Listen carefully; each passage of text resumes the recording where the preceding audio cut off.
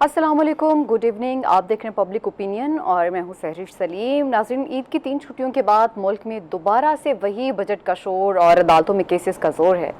आज कौमी असम्बली के इजलास के पहले दिन अपोजिशन लीडर उमर अयूब ने बजट पर लबकुशाई करके बहस का आगाज़ कर दिया और अपनी तकरीर में जहां उमर अयूब ने इस बजट को इकनॉमिक हिटमैन का तैयार करदा बजट करार दिया है, वहीं उन्होंने मुस्लिम लीग नून को भी सख्त तनकीद का निशाना बनाया है। मुस्लिम लीग नून, जिन्हें इस बजट पर अपोजिशन और सिविल सोसाइटी की जानिब से सख्त तनकीद का सामना है, वहीं उन्हें अपने ही इत्तेहादियों की जानिब से एतमाद में ना लिए जाने का गिला भी है और इस गिले को दूर भी करना है। इन शिकवों के दौरान आज वज़ीर-ए-आज़म शहबाज शरीफ बिलावल भुट्टो से मुलाकात करने का इरादा भी रखते हैं। अब देखना यह है कि वज़ीर-ए-आज़म अपने अहम इत्तेहादी को किस तरह से राम करते हैं और किस तरह बजट मंजूर करवाने में कामयाब हो पाते हैं। दूसरी जानिब अदालती मुआज पर भी आज का दिन खासा अहम था, क्योंकि आज ही सुप्रीम कोर्ट ने लाहौर हाई कोर्ट की जानिब से नए ट्रिब्यूनल्स के क़याम के फैसले को मुअत्तल करने से इनकार करते हुए मामला लार्जर बेंच के सामने लगाने के लिए 3 रुकनी कमेटी के सुपुर्द कर दिया है। यूँ अदालती मुआज पर इलेक्शन कमीशन की नाकामी भी हुकूमत के लिए सर दर्द का बायस बनी हुई है। इस पर डिस्कशन के लिए हमारे साथ मौजूद हैं स्टूडियोज़ में रिजवान रज़ी साहब, डॉक्टर फ़ारूक सलीम हमें ज्वाइन कर रहे हैं, अनवर रज़ा साहब हमारे साथ होंगे और माहिर कानून यासीन आज़ाद भी हमें ज्वाइन करेंगे। सबसे पहले यासीन साहब, बहुत शुक्रिया आपके वक्त का। आपसे जानना चाहूँगी कि आज सुप्रीम कोर्ट ने लाहौर हाई कोर्ट की जानिब से नए ट्रिब्यूनल्स का क़याम के फैसले की मुअत्तली को इनकार कर दिया इस फैसले से और मामला के सामने लगाने के लिए 3 रुकनी कमेटी जो है उसके सामने पेश कर दिया है।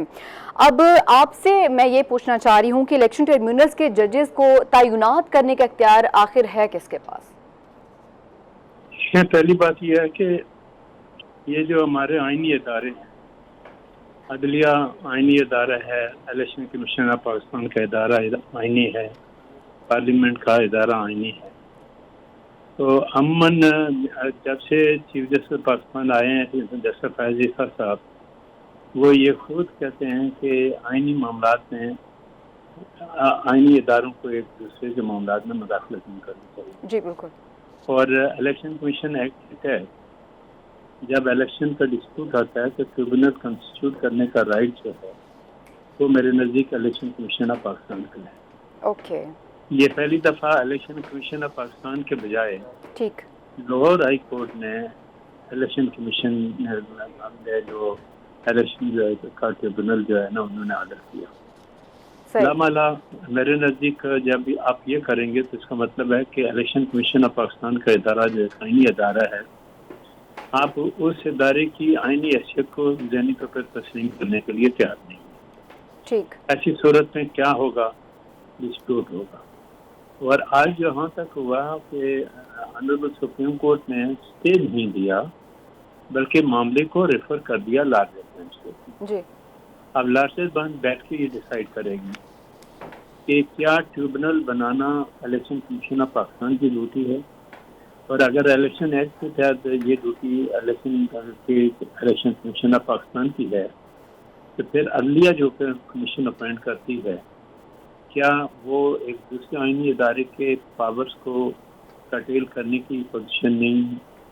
वैसे भी हमारे मुल्क की बदकिस्मती ये है कि आईनी इदारे इस वक्त एक दूसरे के खिलाफ बात कर रहे हैं जी।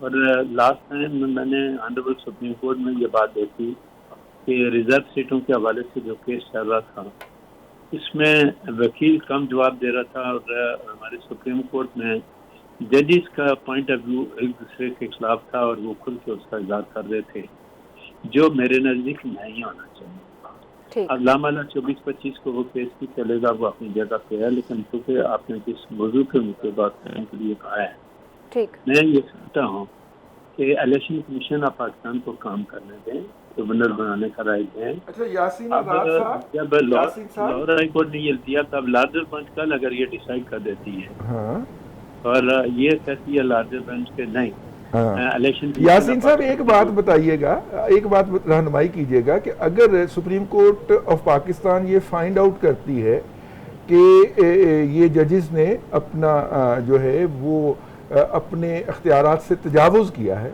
और जुडिशल मिसकंडक्ट हुआ है, तो क्या फिर कुछ रिपरकशन भी हो सकती हैं सर?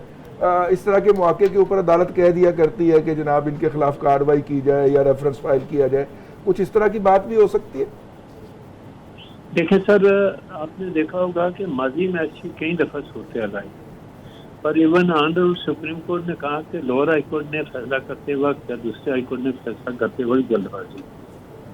عدلیہ کا پرابلم یہ ہے کہ ظاہر ہے کہ جب کوئی پٹیشن جاتی ہے، ظاہر ہے آنریبل ہائی کورٹ ہو، جب پٹیشن جائے گی تو ججز باؤنڈ ہیں کہ اس پٹیشن کو انٹرٹین کریں اور ڈیسائیڈ کریں میرٹس پہ کہ یہ آئینی طور پر یہ پٹیشن بنتی ہے نہیں بنتی. عموماً ہمارے ہاں یہ ہے کہ فیکچوئل کنٹروورسی جہاں انوالو ہے وہاں آئینی پٹیشن جو ہے میرے نزدیک مینٹینیبل نہیں ہوتی.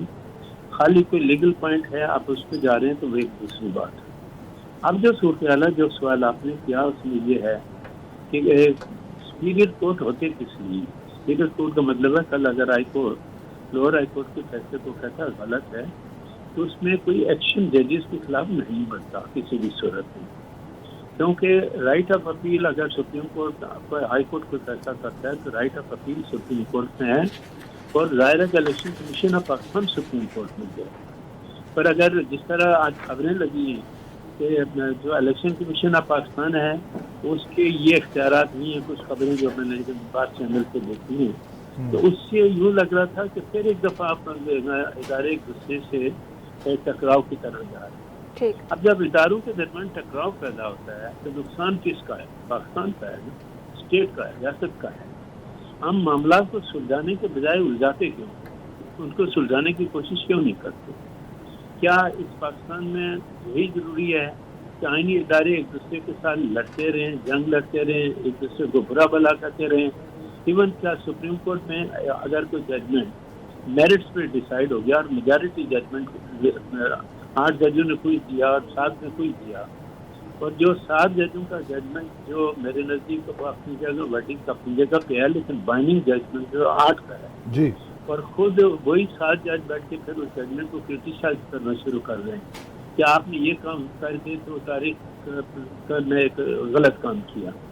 اس کا مطلب ہے کہ ججز خود ہی اپنی ججمنٹ کو میجارٹی کے ججمنٹ کو کنڈیم کر رہے ہیں. یہ طریقہ کار کیوں ہو رہا ہے؟ ایٹ لیسٹ ساری میں اوپن بات کرتا ہوں، مجھے اس بات کا اندازہ ہے کہ میں کیا بات کر رہا ہوں.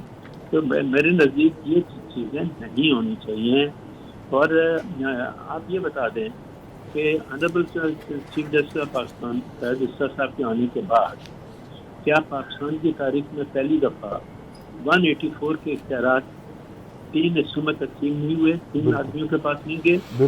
پہلی ایک چیف جسٹس آف پاکستان 184 میں آتا تھا جو چاہتا تھا من مانی کرتا تھا. اب وہ امینڈمنٹ جب آ گئی اور آنریبل سپریم کورٹ نے ججمنٹ کو مینٹین کیا اور اس کے اندر آپ نے یہ بات کہی، کیا کہا کہ ہمیں پارلیمنٹ کے بنائے ہوئے قوانین کو نہیں چھیڑنا چاہیے. الیکشن ایکٹ بھی پاکستان پارلیمنٹ کا بنایا ہوا ہے قانون. اگر اس کے اندر الیکشن ٹریبونل بنانے کا اختیار الیکشن کمیشن آف پاکستان کا ہے تو پھر ود گریٹ ریسپیکٹ کیا ہماری جوڈیشری ایسے معاملات میں مداخلت کر سکتی ہے؟ اور مداخلت اگر کرے گی الٹیمیٹ اس کا ریزلٹ کیا نکلے گا؟ وہ بڑا نقصان دہ رہتا ہے. سر ایک چھوٹی سی چیز پوچھنا چاہوں گی پبلک اویئرنیس کے لیے. اس سے پہلے بھی الیکشن ٹریبیونلز بنتے آئے ہیں. آرٹیکل 219C کے تحت اگر ہم آپ سے تشریح جانا چاہیں تو ایکچولی یہ آرٹیکل ہے کیا؟ دیکھیں، آرٹیکل جب الیکشن کا پروسیس ختم ہو جاتا ہے اور پہلے تو سب سے پہلے الیکشن ٹریبیونل جو بنتے ہیں، الیکشن ٹریبیونل ان چیزوں کا فیصلہ کرتے ہیں. اب ایک نیا جھگڑا آ گیا کہ فارم 47-45 یہ جھگڑا ہے.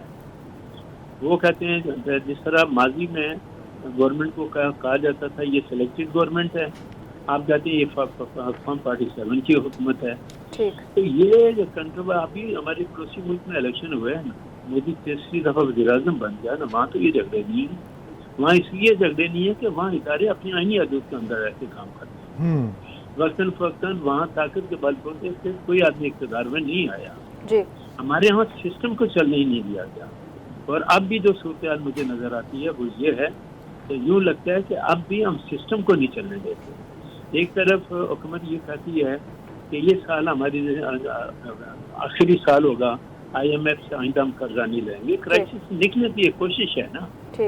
تو اگر ادارے ایک دوسرے کو کرائسس سے نکلنے کا موقع ہی نہیں دیں گے تو نقصان پاکستان کا ہے. ادارے تو اپنی انا کی جنگ لڑتے رہیں ساری، کوئی بھی ادارہ ہو، چاہے پارلیمنٹ کا ہو، عدلیہ کا ہو، الیکشن کمیشن کا ہو، اپنی انا کی جنگ لڑتے ہیں تو لڑتے رہیں، لیکن کیا ان اداروں کا کام انا کی جنگ لڑنا ہے یا قانون اور آئین کے مطابق چلنا ہے؟ میرے نزدیک ان کو قانون اور آئین کے مطابق چلنا ہے.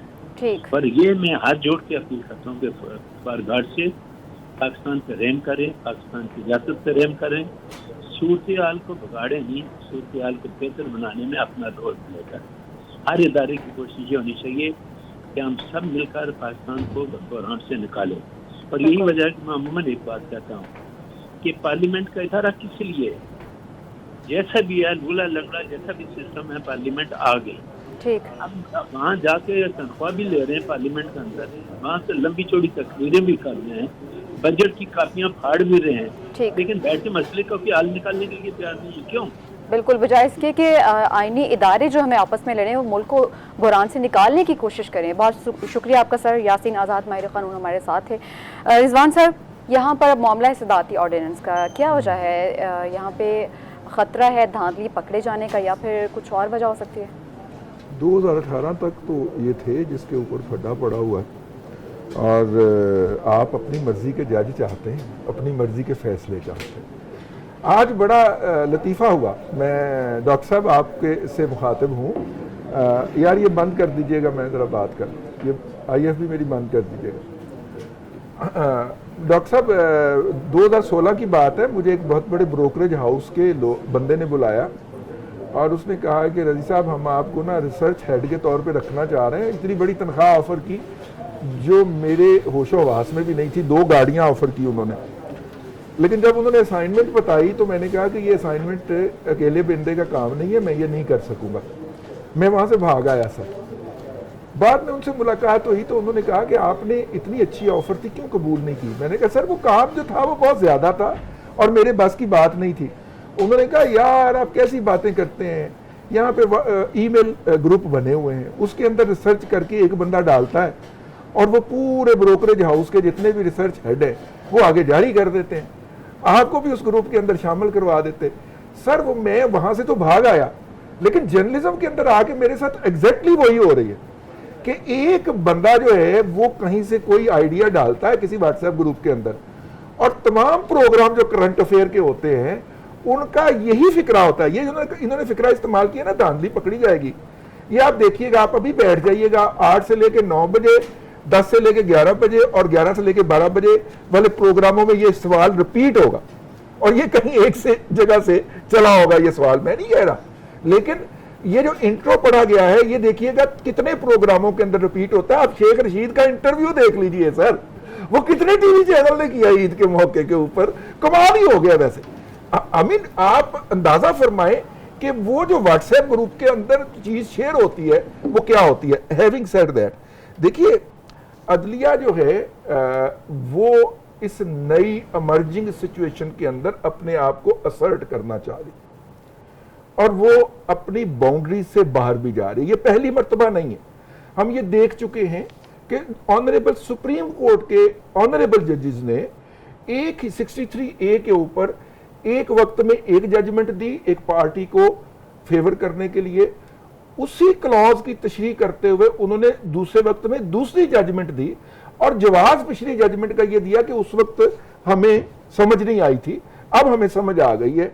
تو اگر یہ والے فیصلے ہوں، یہ بات یاد رکھی جائے. آج میں نے یہ فکرہ صبح ٹویٹ بھی کیا ہے کہ یہ آئین اور قانون اور اس کے اندر دیے ہوئے افراد کے اور فرد کے حقوق، یہ کسی جج کی ومزیکل جو کونوٹیشن ہے اس کے اوپر نہیں ہوتے. یہ آئین کے اندر لکھ کے کلیئر انداز کے اندر دیے گئے ہوتے ہیں. انصاف کسی جج کی عطا نہیں ہوتا، وہ اس آئین کی عطا ہے، اس قانون کی عطا ہے جو آئین اور قانون کا حلف ان آنریبل جج صاحب نے اٹھایا ہوا ہے. تو اس لیے یہ جو بنا دیا گیا ہے نا کہ انصاف ججز دیں گے، ججز انصاف نہیں دیں گے، وہ آئین کے مطابق قانون کے مطابق فیصلہ دیں گے. تو یہ تھوڑا سا میں نے کہا کہ عرض کر دوں. یہاں پہ اس طرح کے فیصلے آتے ہیں، ہم دیکھتے ہیں. آج ہی میرے ایک دوست کو، میرا واٹس ایپ آف ہے، ہو سکتا مجھے بھی آیا ہو، بہرحال میرے ایک کولیگ کو سائبر کرائم سے نوٹس آ گیا ہے اور انہوں نے کہا کہ جناب یہ آپ نے عدلیہ کے فلانے معاملے کے اوپر تبصرہ کیا ہے. صحیح. میرا خیال ہے مجھے بھی آیا ہوگا, وہ میرا واٹس ایپ آف ہے تو اس لیے مجھے پتہ نہیں چلا. صحیح. ڈاکٹر صاحب حکومت جو ہے وہ موجودہ ججز کی بجائے جو ریٹائرڈ ججز ہیں ان پر زیادہ اعتماد کرتی ہے. اگر دیکھا جائے تو ریٹائرڈ ججز پینشن بھی لیتے ہیں, مراد بھی لیتے ہیں, تو دباؤ میں تو وہ بھی آ سکتے ہیں. جی سوال کس سے کر رہے ہیں؟ میں آپ سے بات کر رہی ہوں. دیکھیے قانون کے اوپر میرا جو نالج ہے وہ تو بڑا کمزور ہے, لیکن جو سر یہ جنرل نالج کا کوشچن ہے. تو آرٹیکل 225 جہاں تک میں نے پڑھا ہے اور میں جہاں تک سمجھتا ہوں, اگر میں پڑھ کے آپ کے سامنے رکھ دوں, وہ کلیئرلی یہ کہہ رہا ہے کہ کسی ایوان یا صوبائی اسمبلی کے انتخابات پر سوال نہیں اٹھایا جائے گا سوائے اس کے کہ انتخابات کے انتخابی درخواست ٹریبیونل میں پیش کی جائے. یہ تو مجھے بڑا صاف ستھرا لگتا ہے کہ جانا ٹریبیونل کے پاس ہے, اس کے علاوہ آپ اس کو کہیں نہیں اٹھا سکتے. اب دیکھیے کمزوریاں, میں ابھی وہ یاسین صاحب ہمارے ساتھ ہیں تو میں 2 سوالات مختصر سے ان سے پوچھنا چاہتا ہوں. 50% جو پٹیشنز ہیں وہ تو پنجاب سے آتی ہیں. اب وہاں پہ جو ٹریبیونلز ہیں وہ اوریجنلی شاید 2 یا 3 بنائے گئے تھے, پھر لاہور کورٹ نے کچھ بڑھائے. وہ مجھے یاد ہے کہ پہلے الیکشنز میں کہیں 12-13 بنائے جاتے تھے. اب اگر تو اتنے کم ٹریبیونلز بنائے جائیں گے تو پھر جو قانون بنایا گیا ہے کہ 45 دن کے اندر آپ نے پٹیشن کو فائل کرنا ہے, 180 دن کے اندر اس کا فیصلہ آنا ہے, وہ نہیں ہو پائے. اور 5-5 سال پٹیشن پڑی رہتی ہیں, چاہے وہاں پہ ریٹائرڈ ججز بٹھائے جائیں یا نہ بٹھائے جائیں, ان کے اوپر اعتبار کیا جائے یا نہ کیا جائے. اب پورے پاکستان میں کوئی 16 کے قریب اگر ٹریبیونلز بنیں گے تو پھر پہلے تو مجھے یاد ہے کہ 2 درجن ٹریبیونلز بنائے جاتے تھے اور وہ بھی فیصلہ نہیں کر پاتے. ایک اور جو مسئلہ مجھے نظر آ رہا ہے جو میں یاسین صاحب سے پوچھنا چاہ رہا تھا کہ 2013 میں تو تقریباً 411 پٹیشن فائل کی گئی الیکشنز کے خلاف, اور 2018 میں کوئی 299 تھی. جو لاسٹ نمبر میں نے دیکھا ہے 2024 کے بعد, وہ مجھے ملا ہے کہ سندھ میں کوئی 16 نیشنل اسمبلیز کی پٹیشنز ہیں, 20 کوئی پروونشل اسمبلی کی ہیں. لاہور ہائی کورٹ کا جو راول پنڈی بینچ ہے اس میں صرف 6 نیشنل اسمبلی کی پٹیشنز ہیں اور کوئی 3 پروونشل اسمبلی کی پٹیشنز ہیں. اگر پی ٹی آئی کہہ رہی ہے کہ وہ تو پنجاب میں بھی الیکشن جیتی ہے, وہ سینٹر میں بھی الیکشن جیتی ہے, وہ کے پی میں بھی الیکشن جیتی ہے, تو پھر وہ الیکشن پٹیشن فائل کیوں نہیں کی گئی؟ جی بالکل رضی صاحب یہ ذرا مجھے سر اس میں چھوٹی سی بات عرض کر دوں.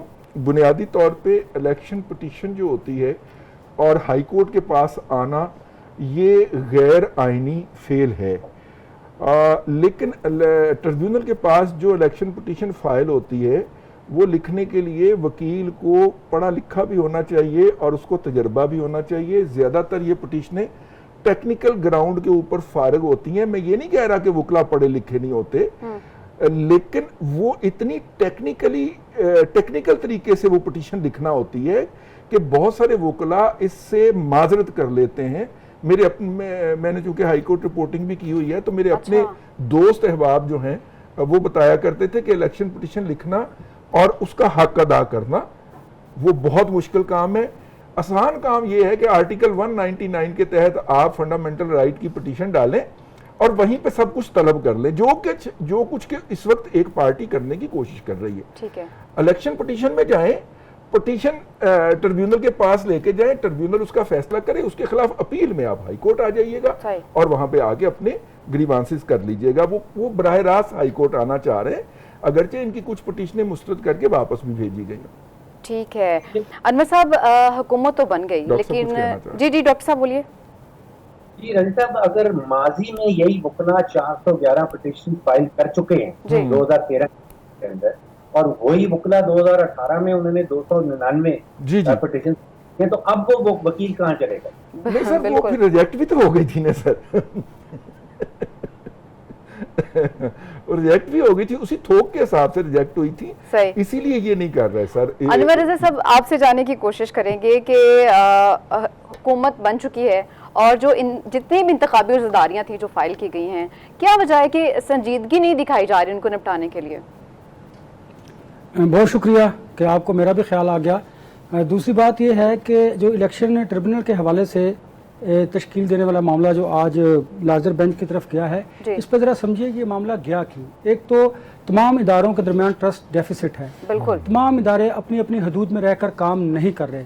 میں آپ کو ایک ایگزامپل دوں گا کہ الیکشن ایکٹ کے سیکشن 140 کے تحت جو ہے یہ اختیار الیکشن کمیشن آف پاکستان کے پاس ہے کہ وہ الیکشن کمیشن کی تشکیل کرے, ٹریبونلز کی تشکیل کرے. 20 فروری کو لاہور ہائی کورٹ کو ایک خط لکھا گیا جس میں 2 ججز کے نام مانگے گئے. جب وہ نام الیکشن کمیشن کو موصول ہوئے تو انہوں نے الیکشن ٹریبونل قائم کر دیا. پھر اس کے بعد 26 فروری کو پھر 2 نام لاہور ہائی کورٹ کی جانب سے الیکشن کمیشن کو موصول ہوئے تو الیکشن کمیشن نے ایک اور ٹریبونل میں ان 2 ججز حضرات کو وہاں پہ اپوائنٹ کر دیا. یہ تو ہو گیا بات. 140 جو الیکشن ایکٹ ہے اس کے تحت جو الیکشن کمیشن کا اختیار ہے وہ کیا ہے؟ اب الیکشن کمیشن کا اختیار ہے کہ وہ الیکشن ٹریبونلز قائم کرے. ایک بات. دوسری بات یہ الیکشن کمیشن کا اختیار ہے آرڈیننس میں بھی اور الیکشن ایکٹ میں بھی کہ الیکشن کمیشن کسی بھی ٹریبونل کو کوئی اپلیکیشن دوران سماعت بھی اس کو تبدیل کر سکتا ہے. وہ جب یہ سمجھتا ہے کہ شاید اس پر انصاف نہیں ہوگا یا اس میں کوئی میلافائڈی ہو سکتی ہے یا کوئی اپلیکیشن فائل کی جا سکتی ہے تو دوران سماعت بھی الیکشن ٹریبونل چینج کیے جا سکتے ہیں. یہ اختیار بھی الیکشن کمیشن آف پاکستان کے پاس ہے. میں آپ کو ایک ایگزامپل کوٹ کروں جو ٹرسٹ ڈیفیسٹ کی میں نے بات کی.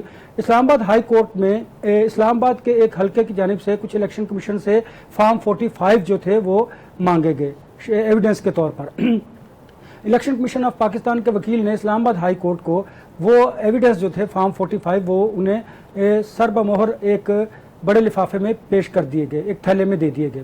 اب جب ایویڈنس کا وقت آنا تھا الیکشن کمیشن آف پاکستان نے اس وقت ان کو پروو کرنا تھا, ان کو کھولنا تھا اور ان کی تحقیق کرنی تھی, لیکن اسلام آباد ہائی کورٹ نے فوری طور پر ان جو فارم 45 تھے انہیں کھول لیا, جس پر الیکشن کمیشن آف پاکستان کے وکیل نے یہ اعتراض کیا کہ آپ یہ بتائیے کہ اگر آپ نے سر بمہر یہ لفافہ یہ تھیلا کھول دیا ہے, اب اس میں اگر کوئی فوجری ہوتی ہے تو اس کا ذمہ دار الیکشن کمیشن آف پاکستان نہیں ہوگا. جس پر اسلام آباد ہائی کورٹ نے, چونکہ میں اس سماعت کے دوران موجود تھا, کہا کہ اس کو ہم بند کر دیتے ہیں اور رجسٹرار کی مہر لگا دیتے ہیں.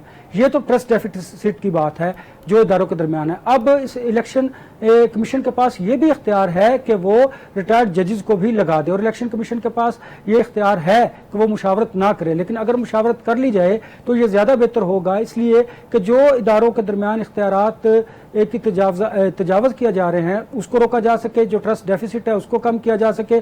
لیکن ہمارے ہاں نہ تو عدلیہ کو الیکشن کمیشن پر اعتبار ہے اور نہ ہی الیکشن کمیشن کو عدلیہ کو اور نہ ہی حکومت کو عدلیہ پر اعتبار ہے. یہ اس وقت جو معاملات ہیں وہ چل رہے ہیں, جس کی وجہ سے حکومت کو آرڈیننس لانا پڑا, کیونکہ ایک فیصلے کے اوپر اگر کسی دوسرے ادارے کا فیصلہ آتا ہے تو اس کو انڈو کرنے کے لیے پارلیمنٹ بھی اپنے اختیارات سے تجاوز کر جاتی ہے. دیکھیے یہ بات درست ہے کہ الیکشن کمیشن آف پاکستان کے اختیارات کو چیلنج کیا جا رہا ہے, چلیے یہ بات مان لیتے ہیں. اس لیے اگر سپریم کورٹ آف پاکستان بھی موجود ہے, اب الیکشن کمیشن جب ان کے پاس گیا تو ان کی استدعا کو مسترد کر دیا گیا اور ایک لارجر بینچ بن گیا. یہ آئین اور قانون کے مطابق ہے, ٹھیک ہے, یہ ہونا چاہیے. لیکن آرڈیننس لے کے آنے کا مطلب یہ ہے کہ آپ اپنی جو اختیارات ہیں, اپنی جو توقیر کی بات کرتے ہیں اس کو آپ انڈو کر دیتے ہیں. اس لیے تمام اداروں کی جانب سے میں سمجھتا ہوں کہ اختیارات سے تجاوز کیا جا رہا ہے, جس کی وجہ سے یہ حالات پیدا کیے جا رہے ہیں. ہمارے پاس آیا کہ ٹرسٹ ڈیفیسٹ بہت زیادہ ہے, تمام ادارے اپنی آئینی حدود میں رہ کر رہے ہیں اور ادارے ہی اپنے تمام اداروں پر اعتماد نہیں کر رہے ہیں.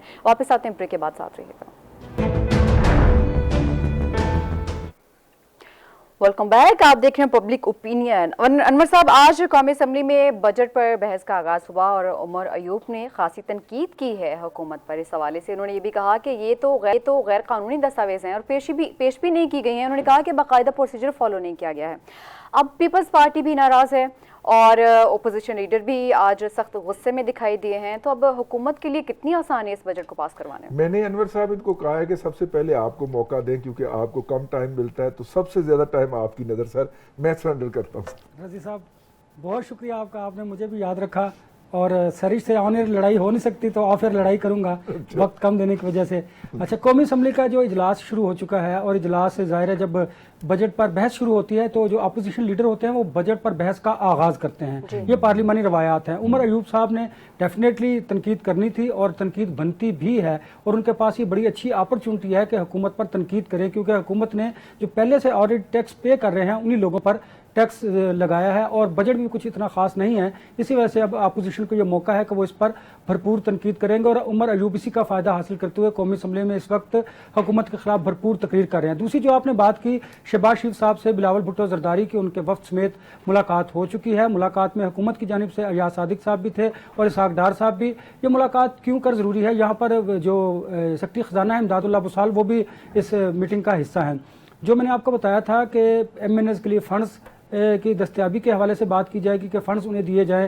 اس کے علاوہ جو پیپلز پارٹی کے تحفظات ہیں ان کو ایڈریس کیا جائے گا, اور جو مشکلات آپ سمجھ رہی ہیں کہ حکومت کو پیش آئیں گی وہ کم ہو جائیں گی, کیونکہ حکومت بالآخر جو اس طرح کی مخلوط حکومت ہوتی ہے وہ کمزور حکومت ہوتی ہے. اسے اپنے ساتھ جو اتحادی ہوتے ہیں ان کی ہر جائز اور ناجائز بات کو تسلیم کرنا پڑتا ہے. یہی پولیٹیکل سسٹم ہمارے ہاں چل رہا ہے, جس کی وجہ سے ہماری جمہوریت بھی اس طرح پروان نہیں چڑھ رہی, نہ ہی پھل پھول رہی ہے. اب بات ہو رہی ہے اس کے جو پیپلز پارٹی کے مطالبات ہیں وہ ڈیفینیٹلی تسلیم کر لیے جائیں گے, اور بالآخر حکومت بجٹ بحث کے بعد فنانس بل کو منظور کروا لے گی. اب آتی ہے جے یو آئی فے مولانا فضل الرحمان صاحب کی طرف. شہباز شریف صاحب نے ان سے بھی ملاقات بھی کی ہے, انہیں آفر بھی کی ہے اپنے وفد کے صورت میں کہ آپ بلوچستان جو گورنمنٹ ہے اس کا حصہ بن جائیے, وفاق میں آپ کو اسٹینڈنگ کمیٹی کی چیئرمین شپ دے دیتے ہیں. اور یہ آفر انہیں کی ہے. یہ آفر کیوں کی ہے, اس لیے کہ پاکستان تحریک انصاف عید کے بعد حکومت کے خلاف تحریک چلانے کو جا رہی ہے. مہنگائی اگرچہ کم ہوئی ہے لیکن بجٹ کے بعد جو ٹیکسز لگے ہیں یہ ایک اچھا موقع ہے اپوزیشن کے بعد. پھر اپوزیشن یہ سمجھتی ہے کہ حکومت کے خلاف تحریک چلا کر انہیں کمزور کیا جائے گا. حکومت کے اپنے انٹرنل حالات بھی کچھ بہتر نہیں ہیں, ان کے جو کوارڈینیشن کی کمی ہے وزراء کے درمیان بھی. آپ دیکھیں ایک پرائم منسٹر اگر کوئی اسٹیٹمنٹ دیتے ہیں تو اس کو انڈو کر دیتا ہے کوئی ایسا وزیر کوئی ایسی بات کر کے جس سے لگتا ہے کہ ان کے درمیان کوارڈینیشن نہیں ہے. اس لیے اب حکومت کوشش کر رہی ہے کہ بجٹ پاس کروانا ہے تو اپنے اتحادیوں کے جو مطالبات ہیں ان کو تسلیم کرنا پڑے گا, اور ڈیفینیٹلی وہ تسلیم کر لیے جائیں گے اور بجٹ پاس ہو جائے گا. بجٹ کی فنانس بل کی منظوری کے حوالے سے اس طرح حکومت کو جو آپ کو مشکلات نظر آ رہی ہیں وہ مجھے نظر نہیں آ رہی, کیونکہ اینڈ آف دی ڈے یہی ہوتا ہے کہ ان کے مطالبات تسلیم کر لیے جاتے ہیں. البتہ مولانا فضل الرحمان کو ساتھ ملانا حکومت کے لیے ایک بڑا ٹاسک ہوگا. اگر مولانا فضل الرحمان ان کے ساتھ شامل ہو جاتے ہیں, جو آفر گورنمنٹ کی طرف سے کی گئی ہے شہباز شریف صاحب کی جانب سے ان کو ایکسیپٹ کر لیا جاتا ہے. مولانا فضل الرحمان صاحب نے کہا ہے کہ مجلس عاملہ کے اجلاس میں وہ ان کی پرپوزلز کو رکھیں گے اور مجلس عاملہ کے اجلاس کے بعد وہ پھر گورنمنٹ کو کوئی جواب دیں گے. تو پھر تو پاکستان تحریک انصاف کی جو تحریک حکومت کے خلاف عید کے بعد چلنے جا رہی ہے وہ اتنی فروٹفل نہیں ہوگی. اور اگر مولانا فضل الرحمان صاحب جن کے پاس سیٹ پار بھی ہے وہ ان کے ساتھ شامل ہوتے ہیں تو پھر حکومت کے لیے مشکلات پیدا ہو سکتی ہیں. اوکے ڈاکٹر صاحب, کون سی تجاویز ایسی ہیں جو ایز اٹ از جو منظور کی جا سکتی ہیں, یا پھر کون سی ایسی تجاویز ہیں جس پر حکومت کو مشکلات کا سامنا کرنا پڑ سکتا ہے بجٹ کے حوالے سے؟ دیکھیے بجٹ کے حوالے سے بڑا سمپل ایشو ہے کہ وسائل کی تقسیم کیسے ہونی, ایم این ایس کو کتنے پیسے ملنے ہیں, ایم پی ایل کو کتنے پیسے ملنے ہیں. کوئی 75 ارب روپے کی جو مختص کی گئی ہے رقم بجٹ کے اندر ایس ڈی جی کے تحت, نام بڑا خوبصورت رکھا ہوا, اسٹریٹجک ڈیولپمنٹ گولز کے تحت ایم این ایز کو پیسے ملتے ہیں. اب نمبر سامنے ہیں, کوئی 108 ایم این ایز ہیں نون لیگ کے, 68 ان کے ساتھ پیپلز پارٹی کے ہیں, پھر ایم کیو ایم کے 21 ہیں اور پھر اتحادی ہیں. نمبرز ان کے پاس پورے ہیں. جیسے انور صاحب نے کہا کہ پرابلم جو ہے وہ نمبرز کی نہیں ہے, بجٹ پاس ہو جائے گا. پرابلم یہ ہے کہ بجٹ کے اندر جو وسائل کی تقسیم ہے وہ کیسے کرنی. تو وہ تقریباً کوئی 35-40 کروڑ روپیہ فی ایم این اے بنتا ہے, اور وہ چاہتے ہیں کہ سب کو جو 68 ایم این ایز ہیں پیپلز پارٹی کے ان کے حصے میں بھی آنا چاہیے. اب جو دیکھیے جو وفاقی بجٹ ہے اس میں کوئی 16-17 ہزار ارب کی آمدن ہے وفاق کی, اس میں سے 10,000 تو چلا جانا ہے سود میں اور 7,000 چلا جانا ہے صوبوں کو. اس کے بعد پیسہ ختم ہے اور گیم ختم ہے, پیسہ ہضم. وفاق کے پاس کچھ نہیں بچا, سب کچھ چلا گیا صوبوں کے پاس. اب گیم ساری یہی ہے کہ جو اتحادی ہیں وہ زیادہ سے زیادہ وسائل اپنے پاس کس طرح لا سکتے. اگر آپ کے پاس 1 منٹ ہے تو میں جو کے پی کے اوپر जो ज़मीनी सर हमारे हकीकत पास है और टोटल 2.5 मिनट है। नहीं डॉक्टर साहब की सुन ले जी, जी डॉक्टर साहब। नहीं, मैं किसी और का वक्त नहीं लेना चाहता। नहीं आप बोलिए, आप अपनी बात केपी का कंप्लीट बता कीजिए। दीजिएगा अच्छा, अनवर साहब, रजी साहब, अगर आपकी इजाजत हो, प्लीज। आप देखिए सर। कि जमीनी हकायक जो है ना खैबर पख्तूनख्वा के ऊपर, वो दो हैं।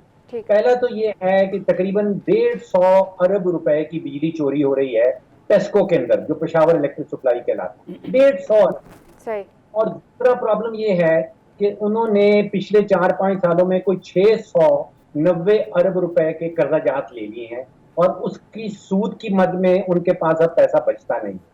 अब सियासत ये हो रही है कि वहां के वजीर आला कभी किसी ग्रिड स्टेशन के ऊपर हमला कर देते हैं, लोड शेडिंग के दौरान उनकी फीडर ऑन कर देते हैं। बिल्कुल। तो सियासत ये चल रही है, और जमीनी हकायक ये हैं कि 40% बिजली पेशावर इलेक्ट्रिक सप्लाई की जो है वो चोरी हो जाती है। और अगर आपने मुकाबलतन देखना है तो गुजरांवाले में जो है वो सिर्फ 9% चोरी हो रही है, फैसलाबाद में जो है वो सिर्फ 9% है, इस्लामाबाद में 8% है, पेशावर में 40%। ओह ठीक। सर आप कुछ कहना चाहते थे नहीं वज़ीर मैं आला कुछ नहीं केपी के कहना हवाले चाह से? रहा, डॉक्टर साहब ने बड़े उससे कर दिया, लेकिन डॉक्टर साहब कुछ ऑप्टिक्स होते हैं और कुछ रियलिटीज़ होती हैं। जी।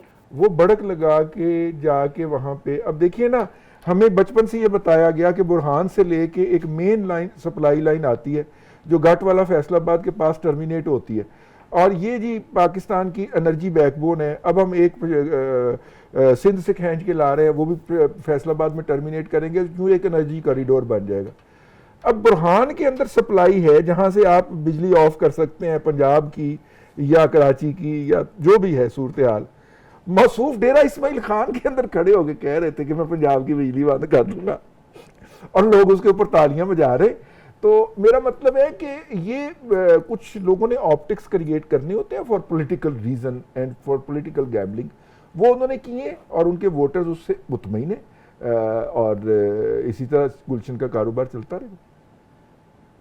डेरा इस्माइल खान का आपने नाम लिया रजी साहब, 10 अरब रुपए की सन 2023 में डेरा इस्माइल खान में, छोटा सा शहर, 10 अरब की जो पता नहीं उन्होंने वो जो सोशल मीडिया की जो ऑनलाइन माइनिंग होती है वो लगना लगाई हो वहां पे धड़ाधड़।